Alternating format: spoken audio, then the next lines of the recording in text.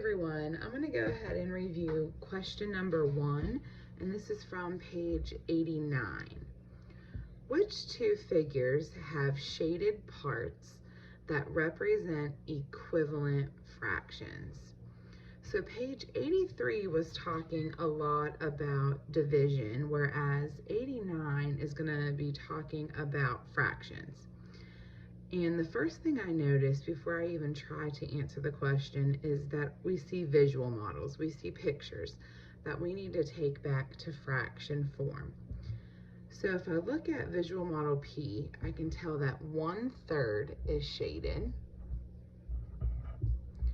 When I look at visual model Q, I see that 1/2 is shaded. Looking at R, I see that 2 out of the 6 pieces are shaded, 2, 6, and 2/3 for S are shaded.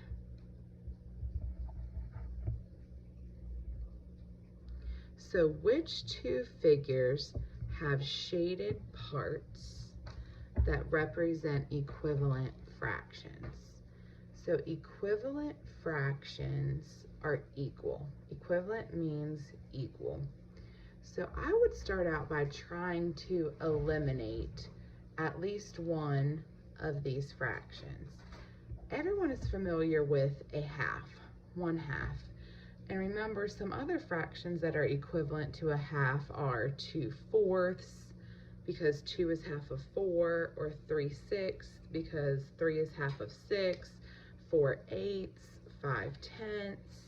And so I'm going to look to see, is 1/3 equivalent to a half? No, because 1 is not half of 3. Is 2/6 equivalent to a half? No, it should have been 3/6. And 2 is not half of 3, so 2/3 is not equivalent to a half. So none of these visual models are equivalent to 1/2. So I'm actually going to eliminate Q, 1/2. So now I need to figure out, could 1/3 be equivalent to 2/6? Or could 1/3 be equivalent to 2/3? So I'm going to go ahead and bring down 1/3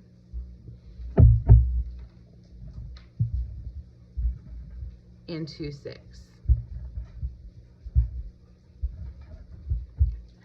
Remember, when finding equivalent fractions, we can use multiplication or division. But whatever we do at the top numerator, we have to do the same thing to our bottom denominator. So I'm going to think in my head, if I'm starting at 1 and I have to go up to 2, that's a bigger number. If I'm starting at 3 and I have to go up to 6, that's a bigger number. To get a bigger number, it makes more sense to multiply than divide. So in my mind, I need to think, 1 times what is going to give me 2? Well, that's pretty easy. 1 times 2 gives me 2. And whatever we do to the top numerator, we have to do the same thing to the bottom denominator to make it equivalent. So we got to figure out, does 3 times 2 equal 6? And yes, it does. So that tells me that 1/3 is equivalent to 2/6. So the two figures that are equivalent are P and R. And another way you can tell that by is taking a circle,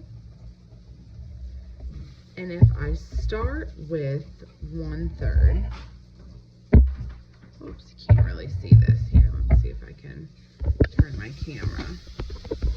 If I start with 1/3, okay. So let's just say I shade this piece right here. If we would go in and partition this fraction again into 6, there's 2 right there, there's 2 right there, and there's 2 right there. So now, instead of one large piece, 1/3, now we have 2/6. So 1/3 is equivalent to 2/6.